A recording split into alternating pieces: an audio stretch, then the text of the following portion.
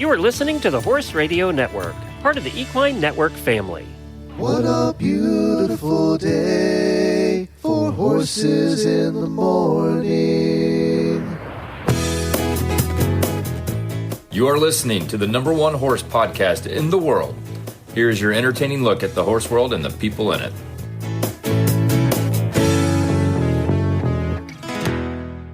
I'm Rich Muller from Centerville on the eastern shore of Maryland. And I am Glenn the Geek from Ocala, Florida, and you're listening to Horses in the Morning on the Horse Radio Network for February 22nd, episode 3351. Good morning, Horse World. Now, from the Man Cave at the Horse Radio Network, the monthly Horse Husbands episode. This one is for you guys. No horsewomen allowed.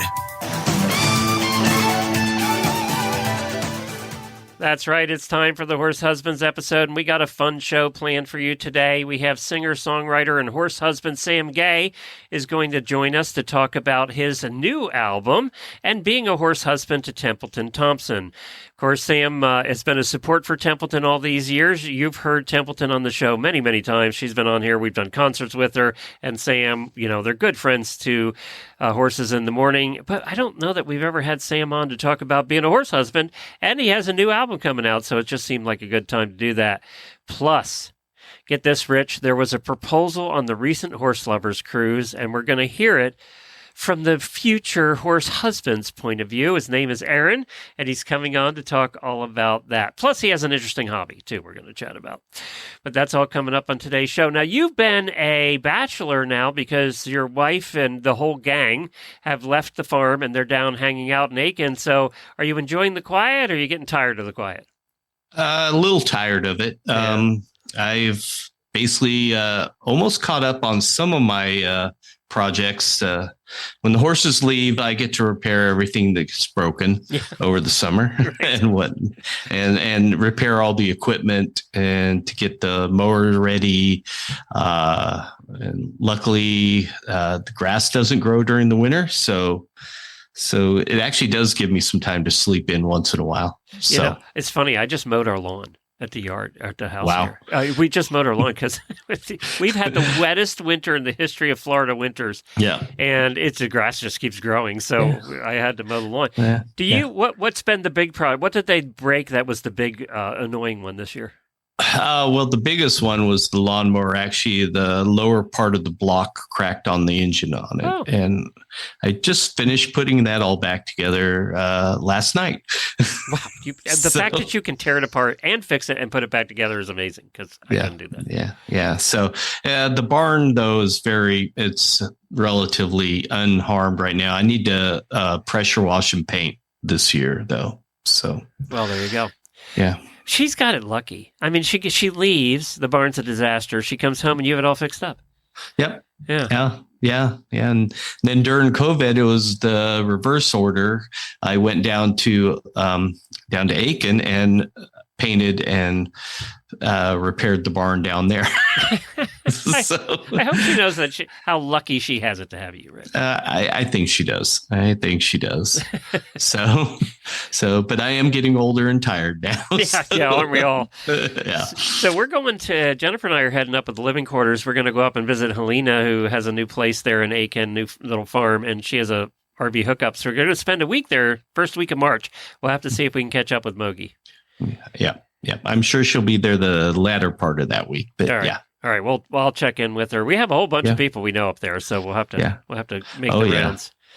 Yeah. I like Aiken. I think Aiken, if we didn't live in Ocala, I think Aiken would be a place we could live. Yeah. It actually is a very nice place. I'd like to live there, but Mogi doesn't want to do the summers. Yeah. So it is a little warm down here in the summers. Yeah. But you get warm up there too.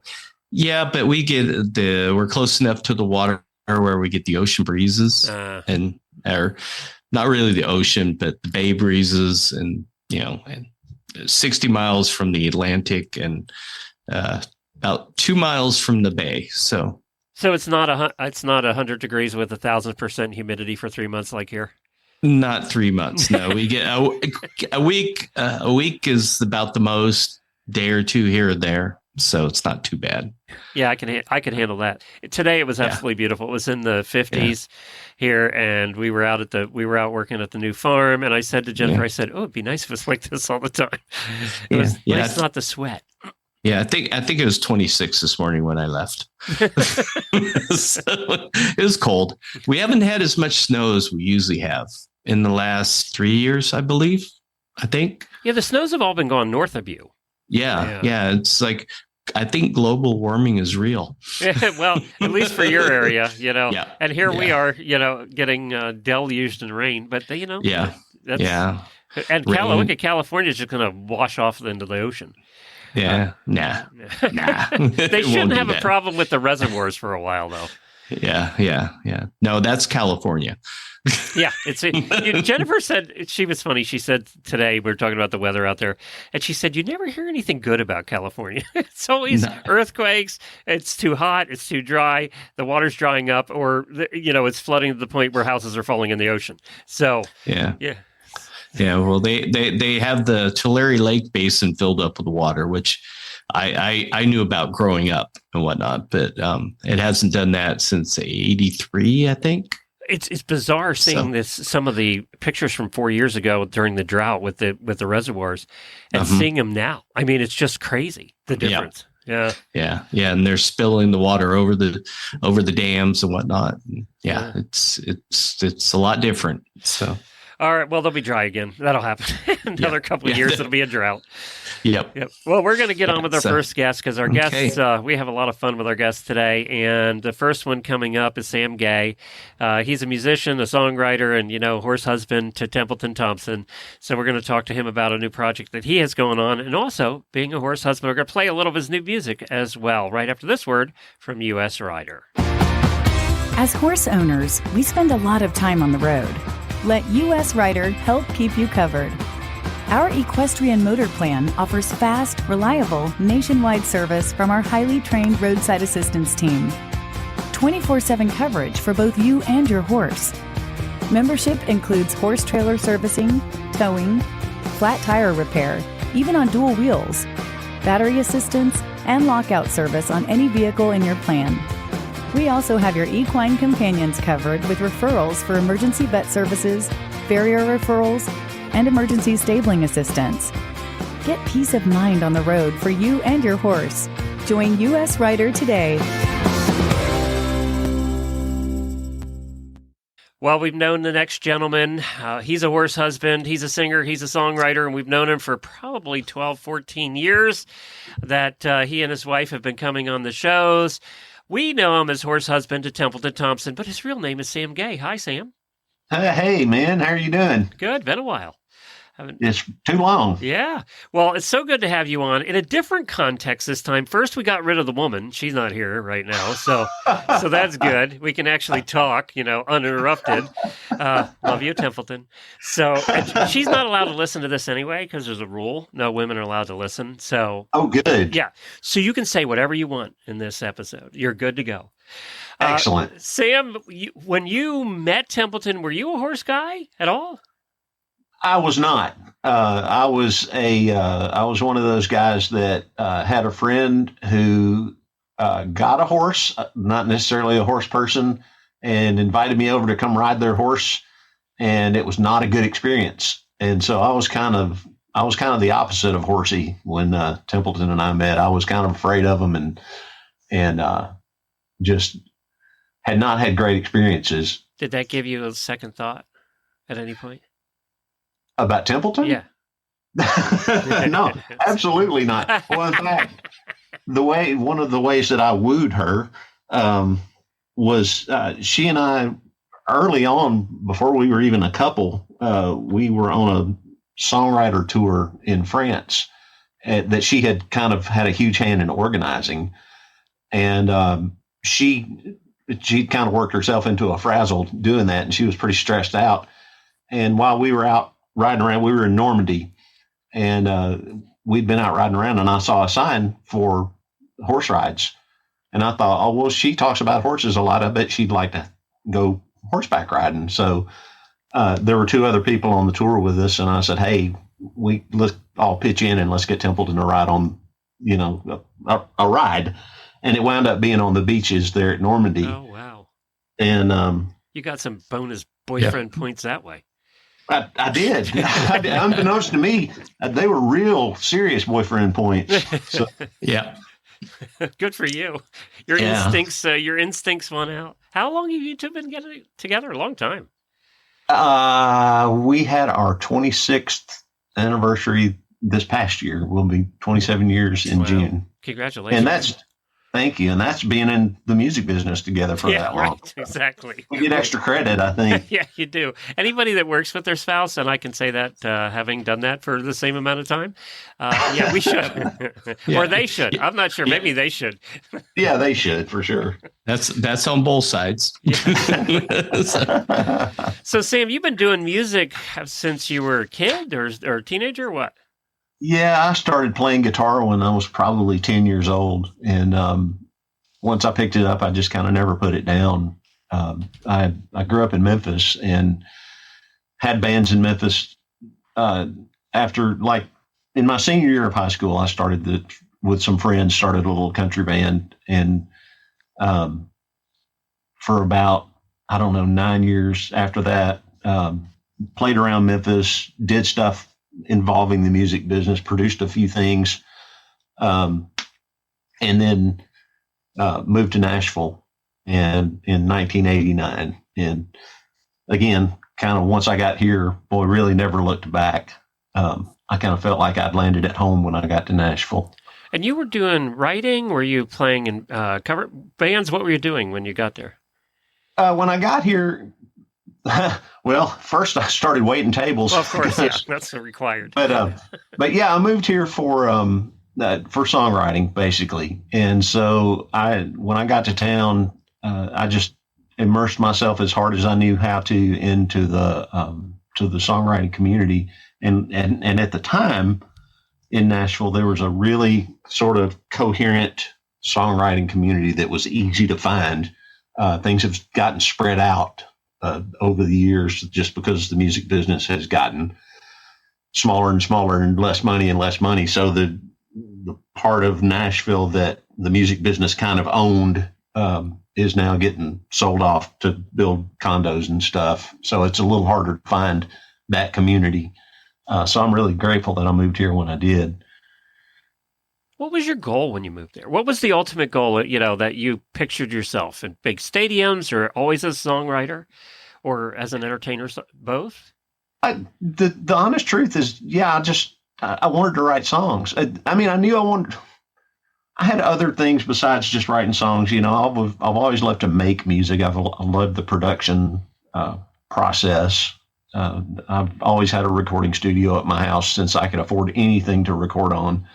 And so I've always loved doing that. But the main goal was to make a living as a songwriter, to see if I could get songs recorded by artists on labels. And so that's what I just kind of got here and met people and played out and started co-writing and visiting publishing companies and all that until I finally managed to get a publishing deal, and then managed to get a cut or two to begin with, and that sort of set me on my way. And you have worked with some fairly large names, if I remember right. Yeah, over the years, my very first cut was with a guy named Brian White. And it was a million selling record. You don't hear about Brian very much anymore, but he was a great, great singer. And to be on that record as my first cut was pretty awesome. And then like Montgomery Gentry and Little Texas, if our listeners are old enough, Johnny Rodriguez and Ricky Van Shelton and some other folks like that have recorded some of my songs too. So yeah, I've been lucky to have a few get recorded along the way. Has it always been country, or you write other stuff too? I'm pretty country. I've honestly, this past year, and this is going to sound weird, we've got a really good friend who does sort of new age music. She's from Australia, but she lives in LA, and she came to Nashville to write with us. And we wrote this sort of new age song, and it was a blast. It was so far out of my so far out of my box. It was unbelievably fun. And it was on the short list for a Grammy nomination this year. Wow. That song and the album that it was on. It didn't get the nod, but it was shortlisted. So that was pretty cool. So maybe I'm not a country writer. Maybe I'm a new age writer. Maybe you've been missing it all these years. Oh no! Start over. So was that the same Australian artist that we had on the concert that one night from Australia? Different, but kind of sort of related. Okay. Yeah, it's from the same group of people. Did we do a thing where Rod McCormack came on one time? Yes. Okay. Yes. So Rod is a producer in Australia, just super successful producer over there. And his daughter, whose name is Gem, Gem, she is the artist on the new age stuff and doing pretty well at it. Like I said, she did very well at the Grammy, in the Grammy running this year and all that, hoping that we get to write a bunch more with her. Well, now, getting back to horses, have you ever gotten into it since, or is this kind of Templeton's thing and you're playing horse husband here? Pretty much that. I mean, with Templeton, she and I have had the opportunity to tour in some pretty incredible places, and people, of course, several of these have offered for us to go on horseback rides, and I'll always, I have always said yes to that. I've got a bum knee now that I'm not sure I'd be that great at riding anymore, but like we got to ride in this place called the YPO Valley on the Big Island in Hawaii, that was like riding through Eden. And we got a chance to ride in the Flint Hills in Kansas in the 6 foot tall prairie grass with like 200 riders. It was just unbelievable. So I've done some riding, and I've done a lot of groundwork stuff with our horses. But the honest truth is, the horses are kind of Templeton's world, and I'm I orbit in and out of that. Do you have any other hobbies other than music? I am a bass fisherman. That's what I do. Oh, is that right? Yeah. Yeah. If I have spare time, and hence the name of my record that I've just been working on. It's called "I Go to the Water." That came directly from. I was having a discussion with somebody about Templeton, and I said, "Yeah." So she goes to the horses, for her soul time, and I go to the water. And a couple of years later, I went, duh, that's his title. Yeah, that's kind of our yin and yang. She's got the horses, I've got the fishing. Do you fish, Rich? No, I don't fish. I don't either. I am not a fisherman. I have a nephew that did the bass fishing competitions, which are huge in the Carolinas and the South, and probably Tennessee too. Have you ever competed?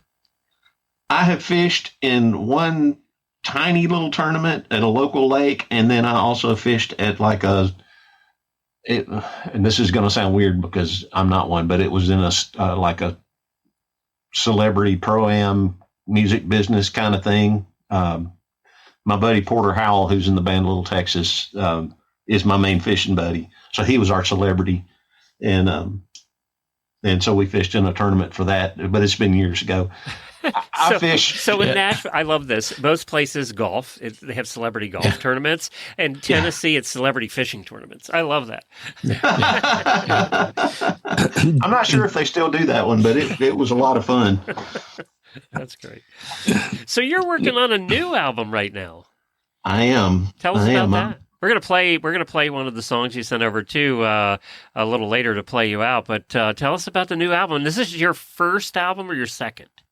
It's my second album, but the first one. Now let me clarify for that. This is Sam on his own. Templeton has done tons of albums, right. And you've helped with all of those albums. But this is the one where you're the lead singer. Right, right. Yeah, I've basically with Templeton, most of the records that we've done on her, it's everything but her on the record is me. Right. But yeah, we've on this one, it's me, in the big print, which, was a space that I haven't been super comfortable. I was a lineman in high school football, and I like that. I like being one of those guys that gets the work done and doesn't necessarily have to talk to the people afterwards, But yeah, this is my first in a very long time. I did one years and years ago that was basically a compilation of some old song. As a songwriter, we used to, after I would write a little pile of songs, we would take them to the recording studio in Nashville and make song demos. And it was basically a collection of those demos, my first record. But that's been, I don't know, 20 something years ago that I did that. So I'm right on pace, man. I'll have another one in another 20 years. I am on fire. There you go. I take credit for bringing Sam out of the shadows, because all those years ago, I would make him come on the show. So, you didn't want to either. I mean, this is a long time ago, but we'd have Templeton on and want to talk to you too, and you'd be like, "Oh, no." Just well, I was lucky in that she's good at talking, so it kind of took the pressure off of me. But I'm happy to be here talking about this. And so tell us about this record. What's going to be on it? What are you working on song-wise? Well, it's a collection of some songs that I've had around for a while, and then a couple of brand new ones. I sent you a couple, just for you to get sort of a feel of it. But it's mostly story songs. I'm a huge Guy Clark fan, and I wouldn't dare compare my stuff to his stuff, because I just think he's a legend and awesome. But it's the kind of stuff that I like to write. I like to write story songs that people can recognize either themselves or someone they know in. And so that's kind of the vibe of this album. And it's a fairly acoustic sounding thing. Although I think you might have heard the one that's the production kind of went into like that sort of what do they call it? Countrypolitan. It's a country song with some strings and stuff on it. Yeah, I did hear that. But do you write lyrics first or the melody? What do you do first? It's all over the place. A lot of times the lyrics and the melody are born together. Especially when it comes to just having an idea. Usually it starts with, I'll read or hear something that makes me go, ooh, I can get into that. In fact, one of the songs on the record, we've got a friend named Sally Barris, and Sally's also a great songwriter. And she was over here one day to do something else. We're working on some video stuff for her. And she was telling us about, she'd been listening to the radio, and she heard a radio program called Ask an Astronaut. And my little brain just exploded. I was like, we got to write that. So within, 10 minutes, I was upstairs in the studio here and started a song, and we wrote it that day. And it's called I Asked an Astronaut, and it's going to be on the record. And it's just I love it when that happens. I love when an idea just gets on me and won't leave me alone. I want to ask somebody that's in the music business. We've heard in recent years about artists being sued for copying other, mostly melodies, not lyrics, but melodies. Right. And right. I mean, there's only so many in the world, and a lot of them sound alike anyway, right? But how do you know when you're writing something? You probably have heard a bunch of stuff that you're kind of putting into one. How do you know you're not copying somebody else? I would have wondered about that. I don't always. Sometimes it takes me going back and listening. I did that to myself one time back in the day when I was writing for publishing companies. And, I was writing at least 5 songs a week, sometimes, twice that. And I wrote a song with a guy named Dean Miller, who's actually Roger Miller's son. wrote a song with him, and we did a work tape on it, and he pitched it, and it went on hold for some, I don't remember who, but somebody was like, yeah, I'd like to record that.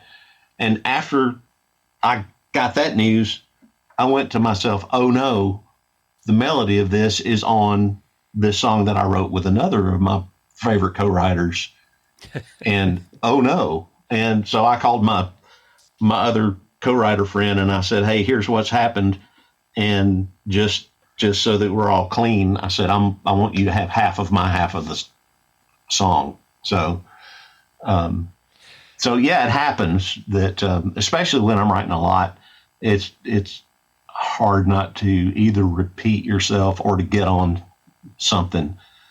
And we just try hard not to. I'm just thinking, you're doing 5 to 10 a week. You are the original AI songwriter. You're just there pumping them out. I was an A-something songwriter. So, Sam, you're doing a Kickstarter right now, and for this, and I know we've supported, I think, almost everything you've done you and Templeton have done over the years, and you're almost there. You had a goal of $6,000, and this is to put it all together and to get it marketed and stuff. It's not cheap anymore. Right. And you're at 58.21, and with 21 days to go. That's pretty darn good. Is that right? Yeah, that's right. Yeah, that is right. $179 away from being 100%. And this is a month-long campaign, and here we are a week and a half in, and it's almost funded. So either this last 3 weeks is going to be a scary grind, or no, we'll put you over that in no time. Don't worry about that. I hope so. I mean, that's the thing about Kickstarter. It's like you set a goal, and if you don't reach the goal, it's like the Kickstarter campaign never happened. Yeah, you don't get anything that way. You don't get anything. People don't get the other one. I forget what it's called. That you get the money whatever you raise. Right, yeah. Right. But with Kickstarter, it's like, if you don't reach the goal, you got nothing. But then also on Kickstarter, you can go past your goal. Like a lot of products and people that you see on Kickstarter are like, they get up to like 1,000% of their goals or whatever. If I get to 100%, that's awesome. And if there's any more, that's incredibly awesome. So I'm hoping that people will be interested enough to keep on contributing, and as this last 3 weeks of this campaign sort of play out. Yeah. Well, we know you're going to make it. That's not even a given, or that's a given. So when do you view having this out, and when the supporters can hear the album? I am planning to ship this record in May. I have a little bit of work yet to do on it, and we were talking about Rod in Australia. He's part of it. He's going to be part of it. I'm taking the sessions that I've got. Almost everything's done here, but I'm gonna send all that to Australia. He'll work on the getting everything mixed, and he'll add some parts. He's just an incredible musician, songwriter, producer. So he's going to put his magic on it, and then he'll send it back to me. And at that point, it'll be ready to go. So hopefully it'll be ready before May, but I've set a May date for shipping and releasing it as a project. Well, Rich and I are not going to qualify for the one option you have on your Kickstarter, which is a one-on-one guitar lesson, because I think we both agree we have no musical ability at all. No, I didn't go there. I get a T-shirt and a CD. Yeah, okay. I think that's where our speed, Rich. I just saw right before we came on the air here, I just saw that Rich had contributed, and I was so grateful. Like I said, everything. You're welcome. No worries. It makes a giant difference. So Thank you. Yeah. We were, as I was launching this Kickstarter thing, I was sort of searching through it to see, some of the other musicians who have done Kickstarter campaigns. Kenny Loggins has done 2. Really? Kenny the Legend Loggins has done 2 of these. Now, he didn't set a goal for what I did, and he raised $120,000 or something. Yeah. But Well, he's going to be on the Blues Cruise next month. Really? oh, no kidding. Yeah. He's on the Joe Bonamassa Keeping the Blues Alive cruise. Yeah. Oh, Now, Rich, man. tell us about that because you've been on a lot of these blues cruises. No, only one. Oh, only I thought one. it was a bunch of them. I was scheduled for a second one, and I did the COVID freak out. Okay. And that was in 2022. But we rescheduled for 24, and here we are. My brother and I are going and taking my 90-year-old dad on the cruise. So I love that. so, yeah. Last year when my brother and I were talking about it, when I was in Alaska visiting my brother with my dad, he said, "Well, can I go?" I'm like, "Sure." Heck yeah. Yeah, we're not going to tell you no. Well, that's fantastic. Yeah. I got to know what kind of people, what's the demographic of people that go on a blues cruise? They are older. There was a guy in 2019 when I went that was dressed as the dude. The whole cruise, this guy's walking around in a robe and boxer shorts and had the beard, the hair, everything. And I secretly took pictures of him. but it's a lot of fun. It's more rock and roll than a lot of things. Kenny Wayne Shepherd was the the main act, but of course Joe Bonamassa is the main act, but Kenny Wayne Shepherd was the second one. And then we had what's the guy from the David Letterman show who was the MC of the whole thing? Paul Schaefer. Paul Schaefer. Yeah, Paul Schaefer. He was the MC for the show. Great. So Sounds awesome. How fun is that? Yeah, it was a lot of fun. I couldn't believe I stayed up till 2-3 in the morning, every night, and got up at 6 in the morning. And I know I saw 3 sunrises off the stern of the boat. So, because that was my deal. I would get up before my brother would, and I'd go down and make myself an eggs Benedict and sit on the stern of the boat and have a Bloody Mary and watch the sun come up. That sounds perfect to me. Yeah. I was going to say that sounds like a pretty good way to spend a couple of days. Yep. I was just going to say we should have a Sam Gay cruise, but we'd have to be careful how we marketed that one. I think it's a disadvantage to your last name. Yeah. I've run into that. Yeah. No, I bet you do.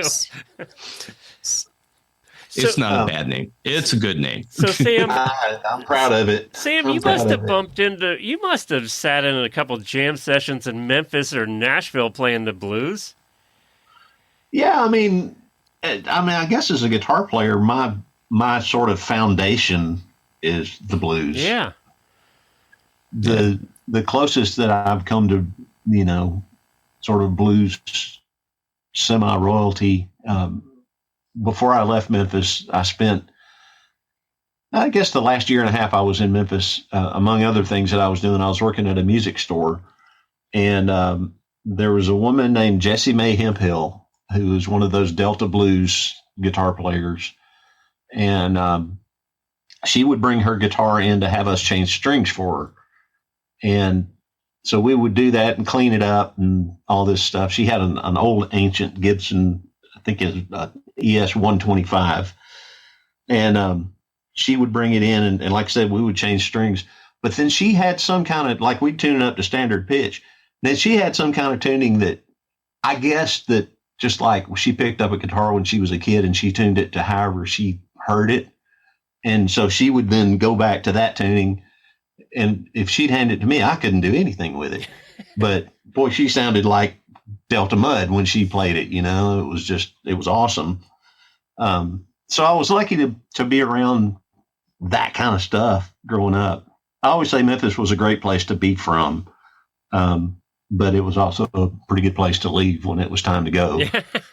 It changed over the years too. Yeah. I mean, it was a good music town, but even when I was there, there was not a real there were a couple of great studios, but there was not a real music industry in Memphis. And, that was over here in Nashville.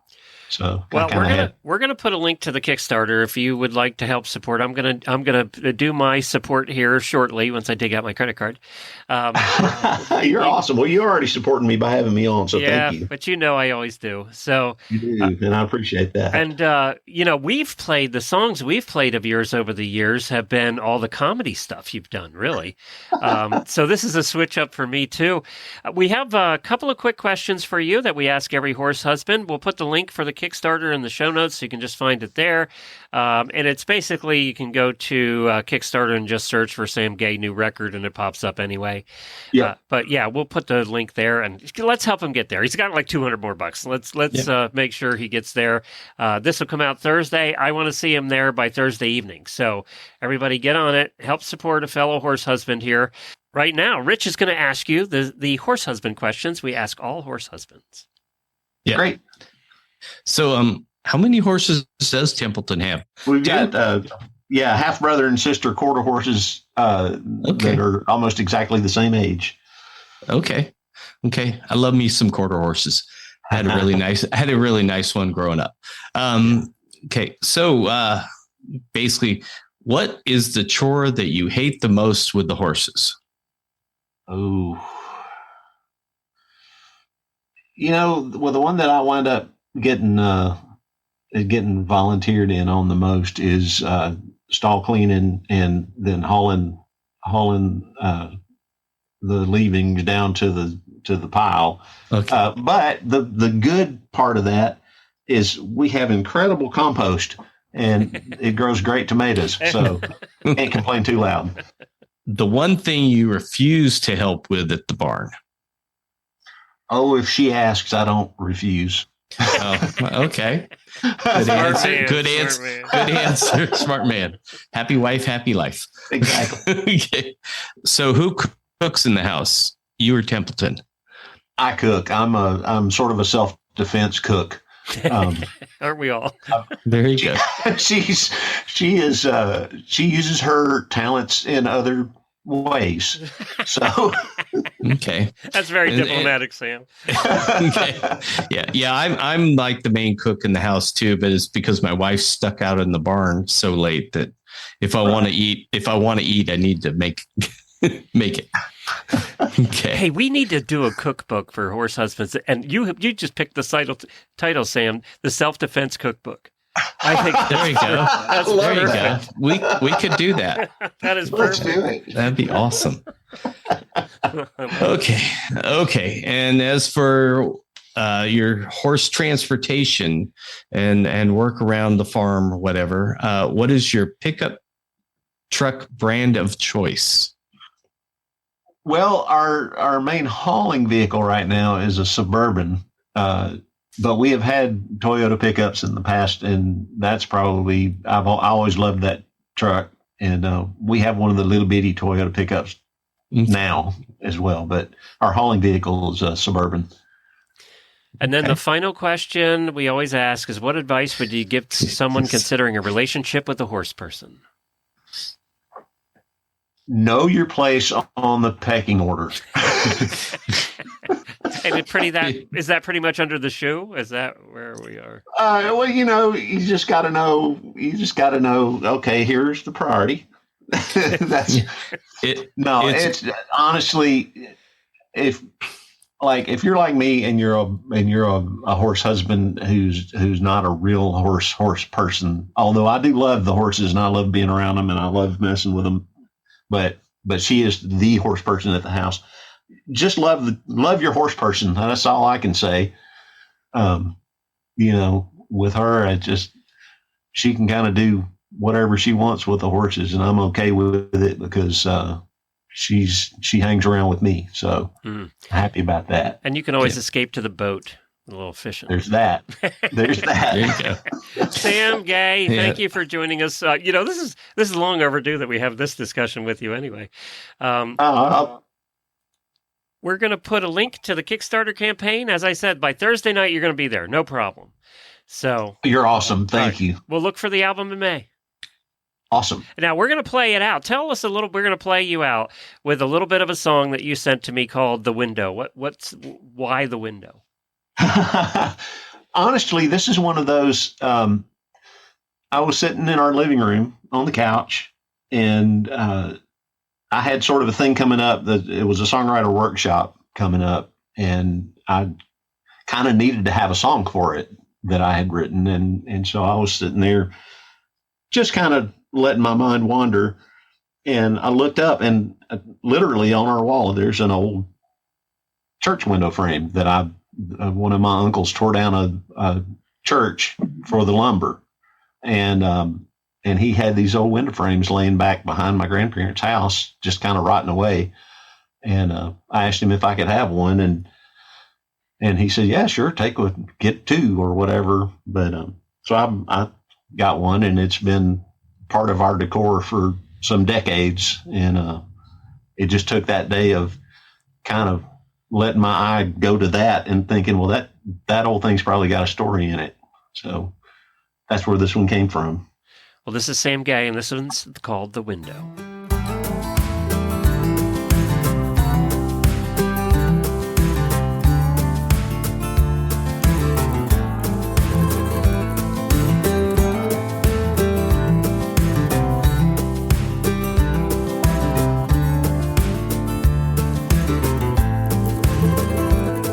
Got an old window frame from a church they tore down 30-something years ago. And I like the shape and I like the craft of its maker, so I brought it home and I hung it on my wall. And that old window frame is ancient and fragile and worn from a century's time. In a one-room white building where on Sundays they'd gather to try to make some sense out of this life. Saints and sinners have been washed in the colors of its simple stained panes of glass, and it's heard hollered fire and brimstone and whispered prayers of lost hope. For first-time horse owners and new riders, finding the information and support you need can be challenging. That's why Equine Network has partnered with Sentinel and Absorbine to bring you My New Horse. From important horsekeeping information and how-to videos to social media communities, exclusive experiences, and more, My New Horse is your one-stop shop for riders of all levels and disciplines looking for easy-to-understand horse care information and guidance. Start your horse ownership journey today. Visit mynewhorse.com. Well, as some of you may know, we just finished with our Horselovers Cruise a week or two ago, and we had about 35 listeners and horse husbands on there, and some boyfriends too, and we just had a blast. We had a great time, and one of the people on there, his name is Aaron, and he was Auditor Kelly's boyfriend. And Aaron, it was so good to meet you on the cruise. What a fabulous time. Yeah, it was an awesome time. I don't think we had a single bad day or moment, and it was great meeting everybody, and we were really happy we went. Rich, these two won the Best Dressed Awards. Oh, my God. They were decked out every night. I got to tell you, Aaron, what was that tuxedo thing you were wearing the one night? I was just trying to keep up with Kelly. She loves dressing up and doing costumes and going to special events. And I'm just trying to keep up. So I think I did an okay job. You did. You looked fantastic. How long have you two been together? A while. This latest stint has been about 7 years. And how'd you meet at work? Or? No, we actually met at a racetrack. Oh, like horse racetrack?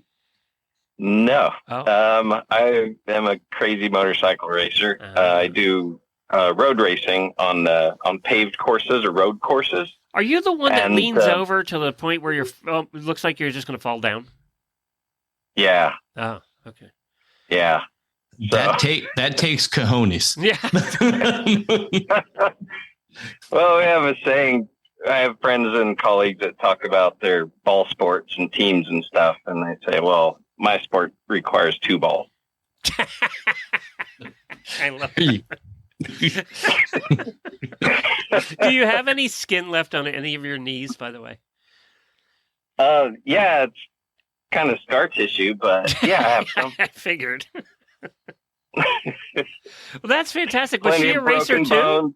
Was she a racer too? No, so we met because she was working for a manufacturer of high-end motorcycle racing parts, and before that, she was she thought she wanted to go into the crew chief type arena of motorcycle racing. So she was working under one of the country's kind of highest or most top end crew chiefs here in the West that had his own shop. So she was kind of being mentored by him. And so I would see her occasionally at the track to the club races and sometimes at the national race. So we met that way. Did you know she was into horses? No clue. Yeah. Did you know what a horse was? Oh, yeah. I mean, my mom had a horse for maybe a year, and she got bucked off and landed on her head, and I think that was the end of that. That was the end of the horse. Horse is out. Yeah. And so, yeah, I at least got a preview. Kelly, though, came back. She wasn't into horses, if I remember right, all along. She kind of came back into it. No. I mean, okay. well, at least, not according to her bedroom, which is we still go to her childhood home, which was shocking when I first experienced that. Yeah, I mean, pretty much from high school, she took her horse to college with her. Well, she had a slight break, but she bought another horse from the Auto Trader of all places. What? Yeah. Yeah. It wasn't even in the Auto Trader. It was on the back of the Auto Trader where they would have kind of like random ads for other things. And that's where she found her horse, who is now just retired. But she took that one to Cal Poly, where she went to college. That has to. She has to be the only one, Rich, in the world. Rich is a car guy too. Yeah. She has to be the only one in the world that's bought a horse off a car trader. Yeah. I think so. I mean, it was some place up in Northern California or Oregon, and they were, I don't know, breaking barrel racing horses or something. I don't know. I don't know the specific, but they had this horse advertised, and the price kept dropping every week. So that was the horse for her. There you go. College budget. That's funny. Yeah.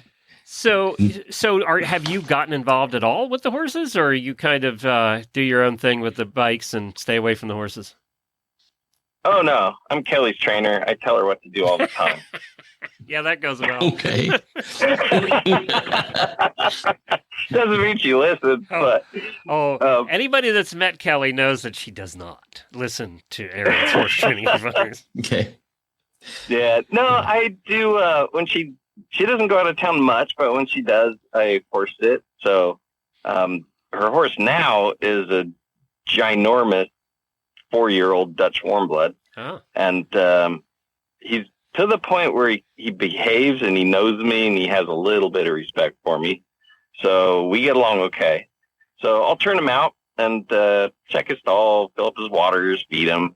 And but other than yesterday, I actually laid on him because she's starting him now. So yeah, I just do very little. I'm more of a support person, I guess, for Kelly. That's, to be honest, that's the way they want us anyway, isn't it, Rich? Yeah. Well, just tell her, keep her heels down, and shoulders back and kick. Yeah. And chest out. Don't forget chest out. Yeah. That's why his shoulders back. I was gotcha. Okay. putting it gently, shoulders back. Well, I know the heels down because she took me to a clinic, and this lady was riding just bareback, and she was going over jumps and all this stuff, and that was her mantra is heels down. So I was kind of that's my golden ticket there to act like I know what I'm talking about. Okay, so let's get to the important stuff. You know you're coming on a cruise, right? And you're coming on a Horselovers Cruise. Did you balk at that, by the way, and has she forced you to listen to me in the past? A little bit. I thought so. Yeah, most horse husbands get forced to.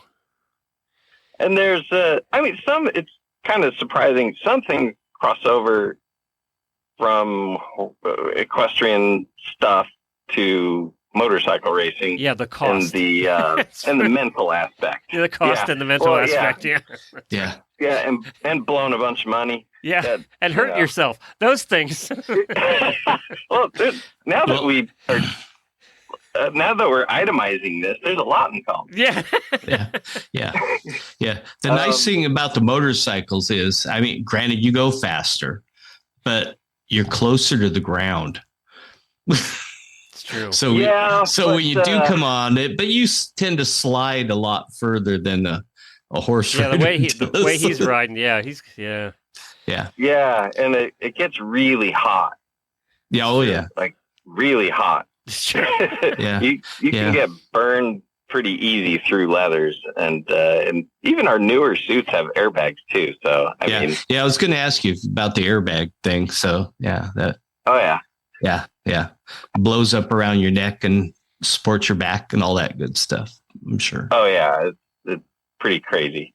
Yeah. But so Aaron, you knew you were coming on this cruise. At what point did you decide to do the thing you did on the last day of the cruise? Well, I actually had it planned earlier, and she doesn't know that. So, and that kind of went sideways. So I knew the cruise was coming up. So I decided, well, that'll be the time. But I didn't really want to do a proposal in the middle of it or, kind of overshadow the thing. I kind of wanted to save it towards the end. So that was my plan. Well, and you did save it to the last day. It was a 7-day cruise, and you didn't do it till the last day, right? I know, and I almost didn't.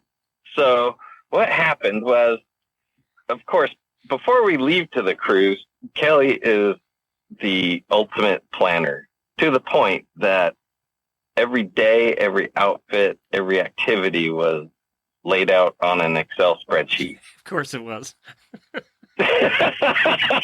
Wow. So Rich and I did not plan that when we went together on the cruise. No.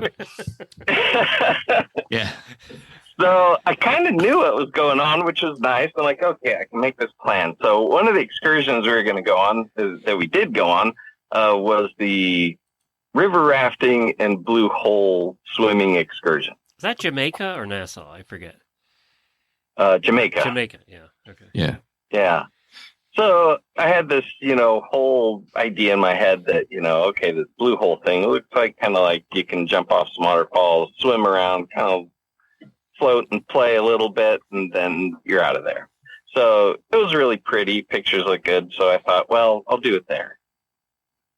So I have this ring in my swimsuit, and the excursion didn't go that way at all. We showed up there. These guys drug us up 3 waterfalls and then proceeded to persuade everybody to jump off into these swimming holes. And at the end of it, they just kicked you out and whisked you away to the other excursion. So there's no time to do anything. Weren't you afraid of losing the ring in your pocket? I purposely bought a new pair of swim trunks that were very secure. So I had that covered. I planned it. Jumping off of waterfalls, I can see as the ring just floating away. Float away. Yeah. It did cross my mind. So after I kind of finished the plunge, I did a quick ring check. I bet you did. It was there. Yeah. It's a little wet and rusty, but it was there. Well, hopefully it's not rusty if it's good metal. Oh, we haven't talked about we haven't talked about this ring yet. We're going to talk about that. So when did you actually propose? So I ended up proposing literally the last night on the ship. So we had dinner together that night. So we had dinner and we caught up on the last show that got postponed, and we had reservations for another show earlier. So I'm looking at the timeline, and I figured it was either going to be that night or we didn't want to rush getting home and possibly lose I'm blanking on the word, miss our flights. So we stayed in Miami Saturday evening, and then we're going to fly home Sunday morning. So I thought, okay, worst case scenario, I have Saturday night. But it just worked out. It just kind of felt right. We went to all the shows. We had a really good time, and then we just started packing up, and we took a break, finished that. And I just started recapping over the whole cruise and things that we did and asking her what her favorites were and, you know, what things went the way she imagined it would, etc. So I said, okay, so you had a good time. She said, yeah. I said, did you have a great time? Would you want to, do you want to do more vacations with me? And she said, yes. And I said, okay, well, if that's the case, then you have to do them forever with me. Oh, and then I presented her with the ring and asked her if she would marry me. So suave and sophisticated. Wow. I'm impressed there. Yeah, me too. I winged it. It was off the cuff. That's great. The ultimatum. Yeah. If we're ever going to go on vacation again, you have to do this. Yeah. Yeah. I thought it was a good idea. It has to be forever. Good for you, Aaron. So that's how it went down. Well, this is not just any ring either. I don't even know where you found this ring. It had to take some planning to come up with this puppy. Since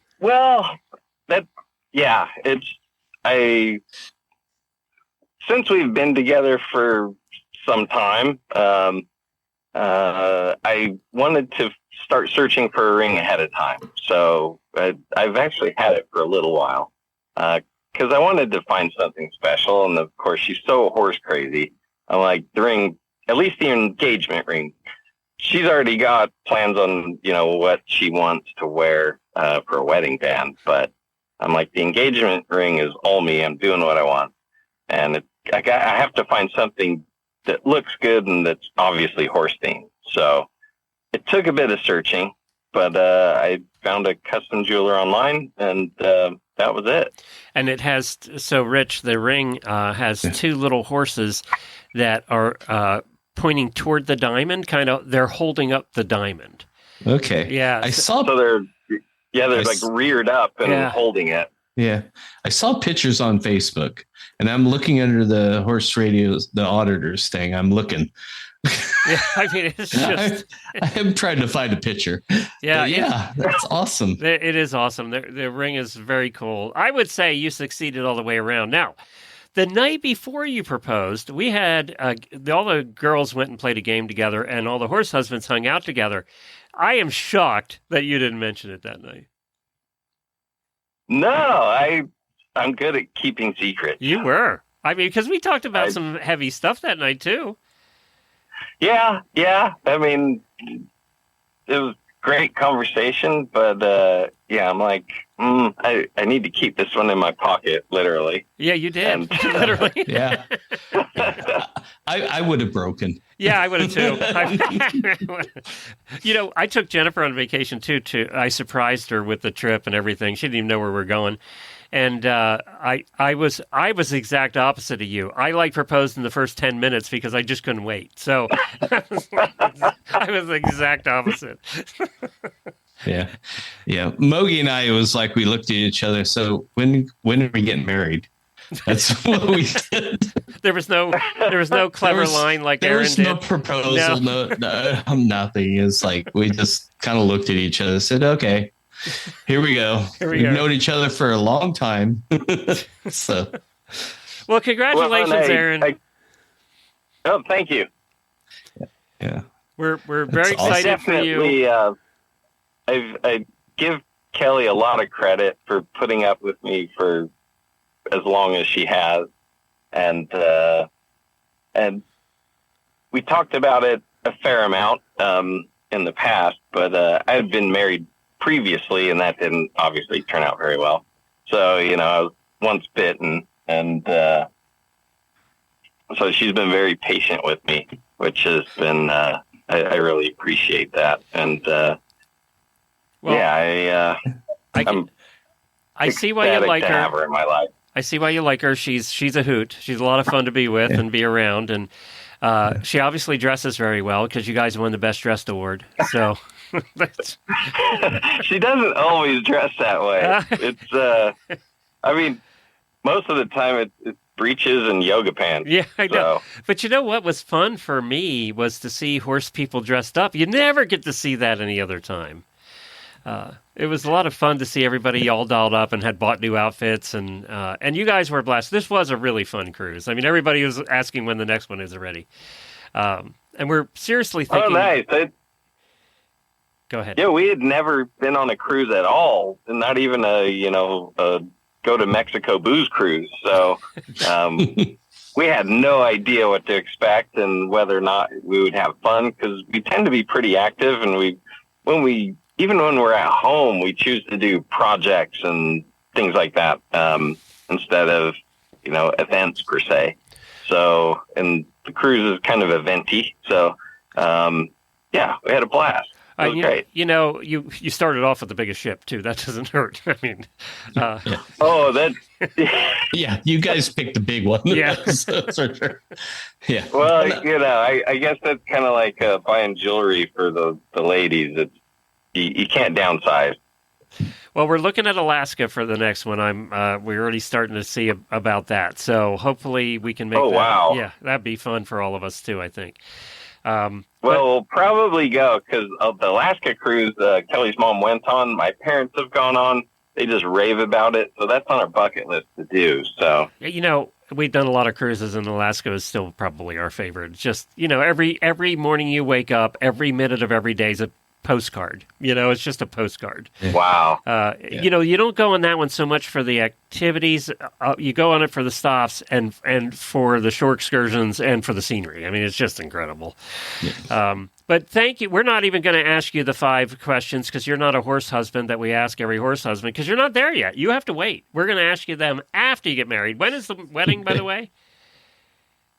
You'll have to ask Kelly and her mom. And I found the picture of the ring. Isn't it cool? It is very cool. Yeah, it's very cool. Yeah. Well, congratulations, Aaron. Well done. Good job, buddy. Yep. Thank you. Yep. Good job. Yeah. Thank you. And thanks for having me on. And I hope I can inspire some other young gentlemen to do something similar. And it was our first engagement ever on a Horselovers Cruise, so we're chalking that one up too. So thanks, Aaron. Appreciate it. All right, no problem. Well, what fun guest today, Rich. That was a lot of fun. It was great fun. Sam was very interesting, and Aaron, boy, what a trooper. Yeah. So you did try the motorcycle thing for a little bit? I had a couple of motorcycles growing up and whatnot, and it just wasn't my thing. So, but what he does is nuts. A different level. Yeah, craziness is what he does. But I mean, on a track, it's much safer than it is on the street, and that is true. Even going 180 miles an hour. Yeah. You just, as long as you don't hit anything, it's great. Yeah, when you go sliding along the pavement at 180 miles an hour, it's fine. Yeah. It's we were joking about that on the cruise, actually, because here we have Kelly, who, is in a very dangerous sport. And then we have him, who's in a very dangerous sport. I said, you too, we can't get insurance at all. There's no insurance to be had for the both of you. Yeah. Just got to have great helmets. Yeah, that's what they need. And a lot of padding. A lot of padding. Yeah. I didn't know they had air vests for those guys now.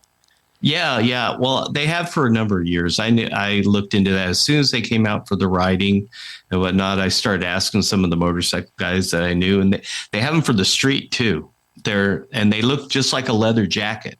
Oh. Do they hook onto the bike the same way? Is that the same type of thing? Yeah. Okay. So they have a little same CO2 cartridge, everything. So, because I was thinking the street racer guys, I mean, they're basically just tipping over. So I guess it would only disengage if they came way away from the bike. Way away from the bike, I'm sure. But they're already on the ground then. Yeah. And I guess they could have inertia switches or something crazy like that. But like my saying is, it's hard to say without knowing. Yeah, well, it's true. And in your business, I can see that. So Jennifer's brother was into dirt track racing, so the moguls and the whole thing. Okay. And he quit that because he was tired of breaking bones. I mean, at the age of 50, it gets old. Yeah. Yeah. Because that's a dangerous sport, too. Yeah. Yeah. Yeah, I have a nephew who does BMX riding still. Oh, yeah. Oh, wow. Yeah, on bicycles. Oh, really? Does the big hoopties things, and he is almost 30 years old now. That's old for those guys. Yeah. And he's been winning, so it's funny, but yeah. Well, we're going to have, hopefully, I hope in the next episode, I'm working on getting them a very popular YouTuber in the golf world is a good friend of mine. And so many of our horse husbands play golf, I thought that'd be fun to have him on. He's not a horse guy at all, but he is in the golf world, and he's very well-known YouTuber in the golf world with millions of views. He basically does the product testing, so he has the fun job. Okay. So I'm going to work on getting him on for the next one, and I know you have some other guests you're going to work on getting on as well. So we're going to continue this horse husband thing the fourth Thursday of every month. Thank you for joining us. If you want to go back and listen to past episodes, go to horsesinthemorning.com and click on the Horse Husbands banner, and you can hear the past episodes. We've been doing this for a few months, and we're going to keep it going. Rich, thanks a bunch. Yep. Thank you very much, Glenn. All right. It's great. Talk to you all next month.